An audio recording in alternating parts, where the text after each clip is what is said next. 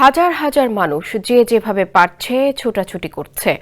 উচ্চ শব্দে সাইরেন বাজিয়ে একের পর এক অ্যাম্বুলেন্স যেন ছুটেছে পাগলের মতো।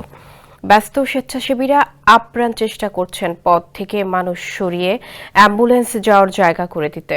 দিক বিদিক ছুটাছুটি করতে থাকা শত শত পিতামাতা, ভাই বোন ও স্বজনদের আহাজারিতে ভারী হয়ে ওঠে আশপাশের এলাকা। তবে এসব কিছু পাশ কাটিয়ে একদল তরুণ তরুণীকে খুব শান্তভাবে কিছু একটা করতে দেখা যায়। হাতে হাতে প্ল্যাকার্ড নিয়ে তারা দাঁড়িয়ে গেলেন রাস্তার দুই ধারে।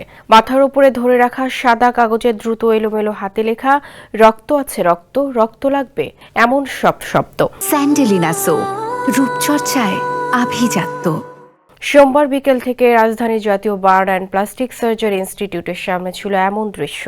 উত্তরের মাইলস্টোন স্কুল অ্যান্ড কলেজের বিমান দুর্ঘটনাস্থল থেকে আসা দগ্ধ ও আহতদের জন্য রক্ত সংগ্রহ করতে অভিনব এই পন্থা অবলম্বন করছিল এসব তরুণ তরুণী, যাদের বেশিরভাগই স্কুল, কলেজ ও বিশ্ববিদ্যালয়ের শিক্ষার্থী। শুধু ঢামেক কিংবা বার্ন ইনস্টিটিউট নয়, প্ল্যাকার্ড হাতে রক্ত সংগ্রহ করতে দেখা গেছে উত্তর আধুনিক মেডিকেল কলেজ ও হাসপাতালের সামনেও।